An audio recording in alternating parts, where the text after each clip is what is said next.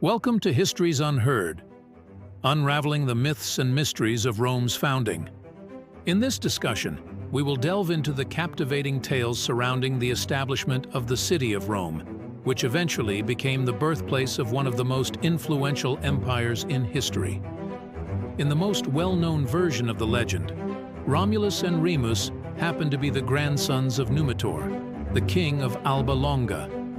After Numitor is overthrown by his brother Amulius and his daughter Rhea, Silvia is compelled to become a Vestal virgin. She becomes pregnant, supposedly after being raped by the war god Mars, and gives birth to the two illegitimate brothers.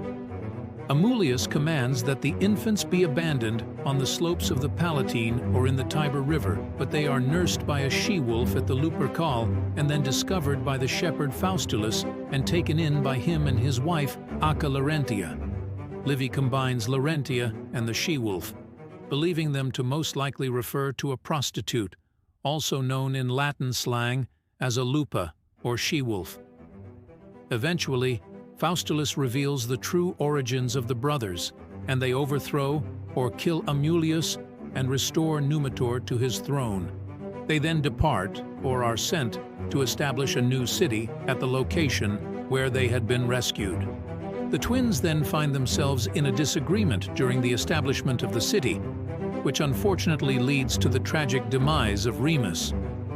There are different versions of the story, with some suggesting that the dispute was about the name of the new city, the interpretation of omens, the location on either the Palatine or Avernine Hill, or even Remus's disregard for the new town's sacred furrow or wall. Some accounts claim that Romulus personally ends his brother's life, while others mention that Remus, and sometimes Faustulus, perish in the midst of a chaotic brawl. According to Wiseman and some scholars, the idea of fratricide in these accounts can be attributed to the conflict of the orders in the 4th century BC, when Rome's plebeians, who belonged to the lower class, started resisting the abuses of the patricians, who were part of the upper class. Romulus, in a rather interesting fashion, plows the generally square course of the city's future boundary and proudly erects its first walls. He then declares the settlement to be a safe haven for exiles, criminals, and runaway slaves. As the city grows, it also attracts a predominantly male population. However, when Romulus's diplomatic efforts to secure the women from neighboring settlements fail, he cleverly uses the religious celebration of Consualia to borrow the women of the Sabines. Livy recounts that when the Sabines gather an army to reclaim their women, the women themselves intervene and successfully negotiate peace between the two groups. They even go as far as installing the Sabine king, Titus Tatius, as a co-monarch alongside Romulus. The story has been theorized by some modern scholars to reflect anti-Roman propaganda from the late 4th century BC, but it's more likely that it reflects an indigenous Roman tradition, especially considering the Capitoline wolf, which is believed to date back to the 6th century BC. Regardless, by the 3rd century, Romans widely accepted the story and even featured it on some of Rome's first silver coins in 269 BC. In his 1995 book, Beginnings of Rome, Cornell argues that the myths of Romulus and Remus are not borrowed from the Greek East or Mesopotamia, but rather they are popular expressions of some universal human need or experience. This is because the story includes common mythological elements found across Eurasia and even into the Americas, such as virgin birth, intercession by animals, humble step-parents, and a triumphant return that expels an evil leader. The indigenous tradition of Romulus was also combined with a legend telling of Aeneas coming from Troy and traveling to Italy. This tradition emerges from the Iliad's prophecy that Aeneas's descendants would one day return and rule Troy once more.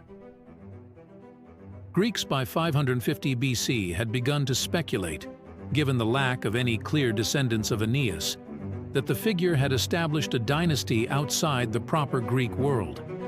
The first attempts to tie this story to Rome were in the works of two Greek historians at the end of the 5th century BC, Hellanicus of Lesbos and Damastes of Sigeum. likely only mentioning offhand the possibility of a Roman connection. A more assured connection only emerged at the end of the 4th century BC when Rome started having formal dealings with the Greek world. The ancient Roman annalists, historians, and antiquarians had a bit of a conundrum when it came to connecting Aeneas to Romulus. You see, they believed that Romulus lived many centuries after the Trojan War, which was thought to have happened around 1100 BC. So to solve this little problem, they came up with a story. According to their tale, Aeneas' son was the one who founded the city of Alba Longa and started a dynasty there. And guess what?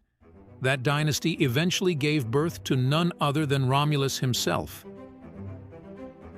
In Livy's first book, he tells the story of Aeneas, a demigod born to the Trojan royal Anchises and the goddess Venus.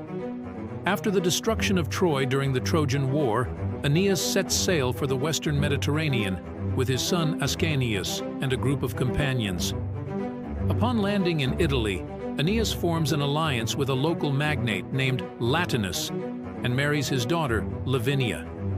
This union creates a new group called the Latini, who go on to establish a new city called Lavinium. Through a series of wars against the Rutuli and Caeri, the Latins eventually conquer the Alban Hills and its surrounding areas. Aeneas' son, Ascanius, then goes on to found the legendary city of Alba Longa, which becomes the dominant city in the region. The later descendants of the royal lineage of Alba Longa eventually give rise to Romulus and Remus, setting the stage for their mythological story. Dionysius of Halicarnassus also tried to establish a Greek connection, sharing a similar story about Aeneas and a series of previous migrations. According to him, Arcadians migrated to southern Italy around the 18th century BC. Greeks from Thessaly settled in Umbria, and Evander, originally from Arcadia, and Hercules founded a settlement on the Palatine Hill. The Romans later honored Hercules' labor with the cattle of Geryon by placing it in the Forum Boarium.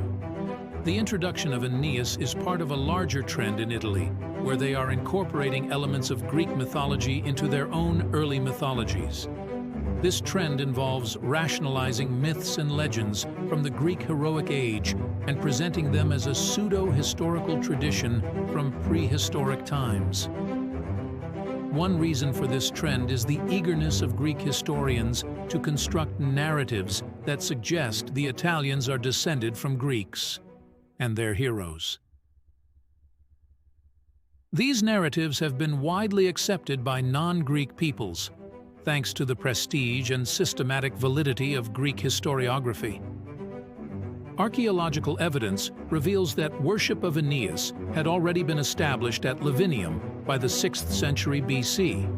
Similarly, during the Archaic period, a cult to Hercules had been established at the Ara Maxima in Rome. By the early 5th century BC, these stories had become deeply ingrained in Roman historical beliefs.